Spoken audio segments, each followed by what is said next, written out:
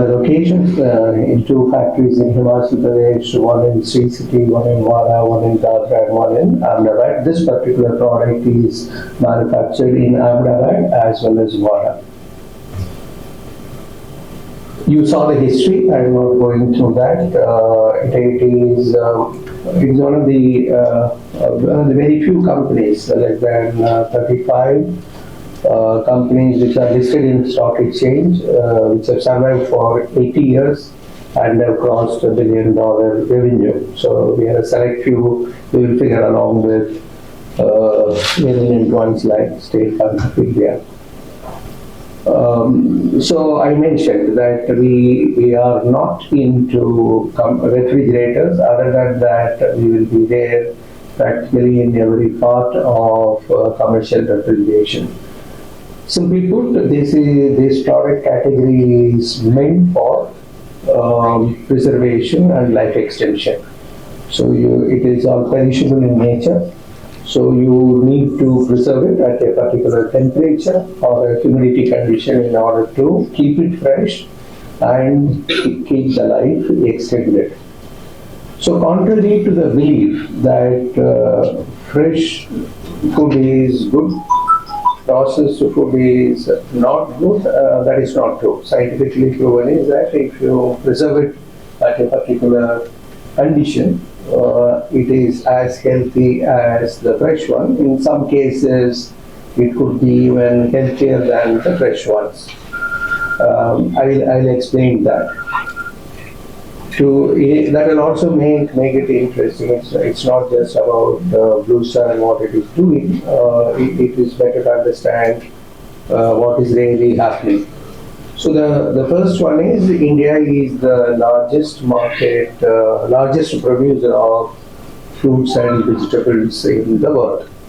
And it will be within top 5 in quite a few other things. Let's say, for example, if you take fish, it could figure within top 5 in the world. It is a significant exporter of processed food as well.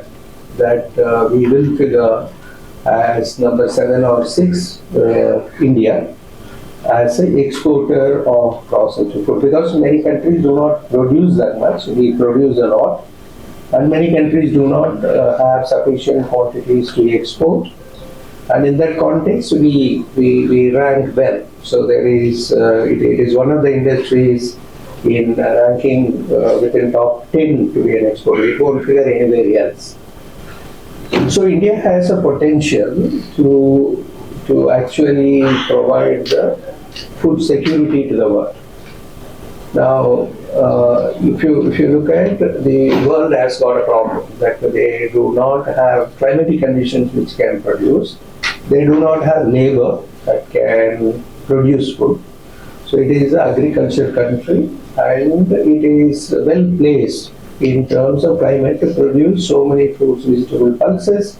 So it can be the food bowl to the world. That if China is a factory to the world, India can be the kitchen for the world. That is what it is. So India has that potential undoubtedly.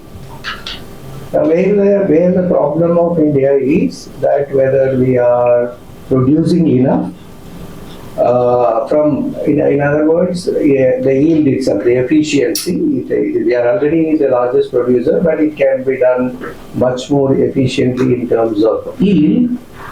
Second part is connected with whether you can preserve it and keep it in a condition or meet the conditions required for export. We may not be doing that, and that requires certain techniques and technologies and a cold chain for doing that.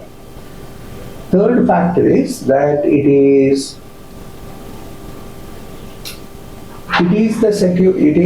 the best way to prevent food inflation. Suddenly you find the onion price is high, or the tomato price is high, or the potato price is high. That is basically because the yield is different from the consumption pattern. So you don't have a forecasting system of what needs to be produced. The farmers continue to produce what they have to produce. That's what they know.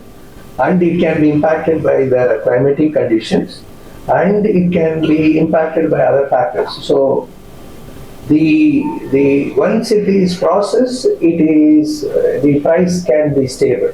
In other words, the processed food inflation, if you take it as against the fresh food inflation, it is just 2% or so. It is connected with the electricity, labor inflation. That's about all. Otherwise, processed food provides stability in prices. Because you are preventing the wastage, you are able to keep it in the right condition for use at a later date.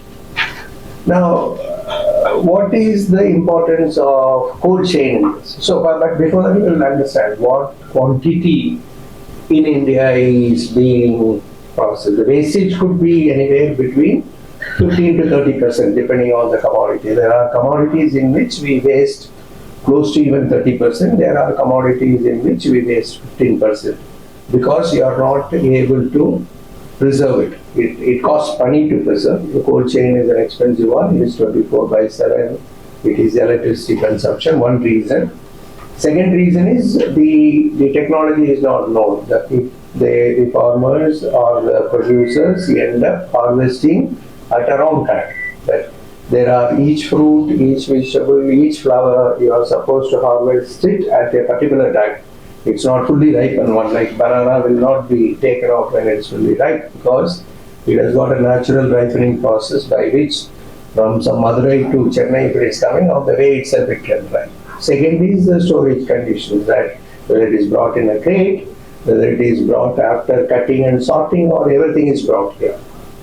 And the process, the knowledge about harvesting practice, knowledge about preservation, cold chain can prevent the wastage. So that is one big saving.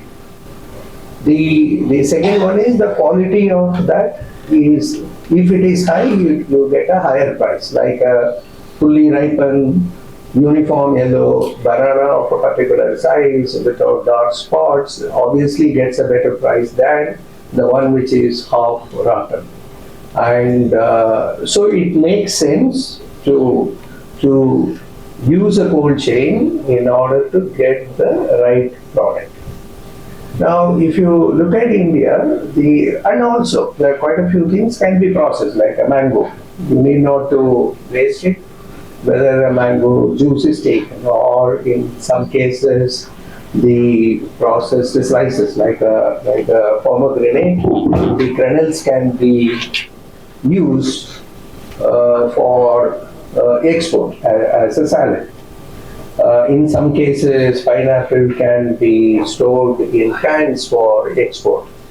Now, the processing, if you take it in fruits, India processes just some 4.5% of the total produce. The rest of it is consumed or wasted. And the vegetables, we process around 2.7%.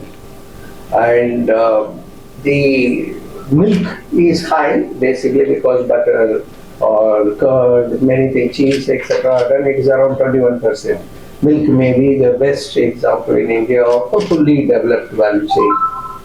In meat, it is around 34%. That is good, and so it is a very interesting market for a company like Blue Star, because there is a huge potential where increasingly preservation and life extension is taking place. In quite a few cases, you can extend the life even by 1 year. For example, apple. Apple is harvested usually in the month of August, and if apple is when at the time of harvest, it will be at the cheapest price, and because they would like to sell it faster. Then it is procured by the processors or the wholesalers. It is stored at a particular humidity condition and temperature conditions. It lasts for 1 year or more, and practically a harvested apple lasts till June, July, and then they wait for the next order. That's why you get apple throughout the year. And year after year, you find the imported apples are lesser in quantity. Even carrot is a single harvest crop. So and turmeric is a single harvest crop. So in quite a few cases, the preservation makes sense because at the time of harvest you get it at a cheaper price. You store it over a period of time. It is made available, and wastage is prevented, and it provides higher price. That's how it works. Now, in cold chain, different products are stored at different temperatures. There are positive temperatures, there are negative temperatures. So, say for example, ice cream necessarily will have to be stored. So, it is a negative temperature product. You store it in a deep freezer or a cold chain vent for it. Different flowers will need a different kind of storage, different fruits will need different kind of temperature conditions, different vegetables will need different kind of temperature conditions.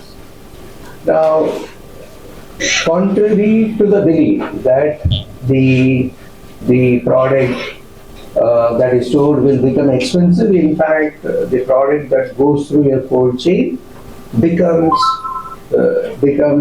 less expensive and more profitable for the producer. Say, take the banana example itself. So first of all, if the banana is wasted, so you don't get the price for it. By putting through a ripening chamber, you are able to get a right quality ripened banana, you get a higher price. You are able to reduce the wastage. You do not transport the stem. The whole stem is a transportation cost. It is coming to the city, and here you will have to go and dispose it of somewhere else. That doesn't happen. And that stem is a byproduct as a biofuel, and that can be used at the farmland itself. To tell a simple example, it is in banana. The maximum penetration will be there in banana or potato or onion. These are the commodities in which huge penetration will be there. Now, Srini will present the entire range. What Blue Star brings to the market is the domain knowledge of which product, how it has to be frozen, preserved, life extended. It can be a fruit, it can be a vegetable, it can be a dairy product, it can be a vaccine. It can be, in some cases, there are even silkworms which are meant for making a silk saree. That is also to be preserved for a higher yield. So we are in the business of extending life, reducing the wastage. That is what we do.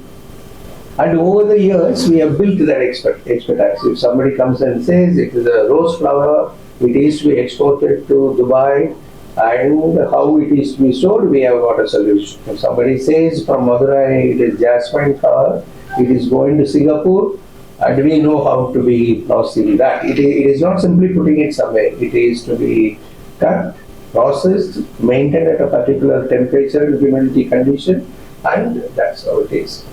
Now we also help the manufacturers sell their product in the right way. The ice cream brand, if they have to be displaying it, how well it will be preserved and displayed. Say for example, what is the right size, what should be the type of baskets there. So with the investment, how we can maximize the storage, how the power consumption can be lesser, and most importantly, even if in a village or a small town power shuts off, how it will hold the product at that right temperature.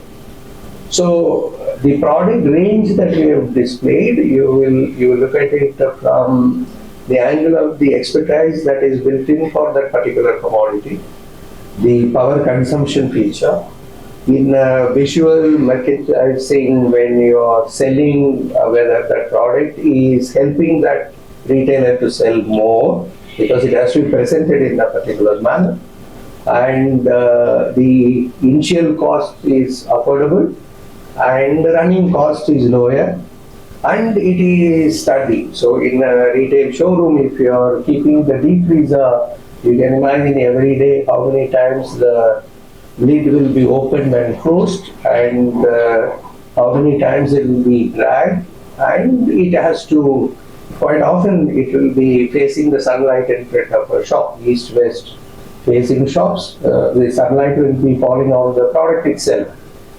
So over the years, we have learned that that is what we are presenting here. So with that, I will request Srini to explain the products that we have got. Then I will come back to explain other investments.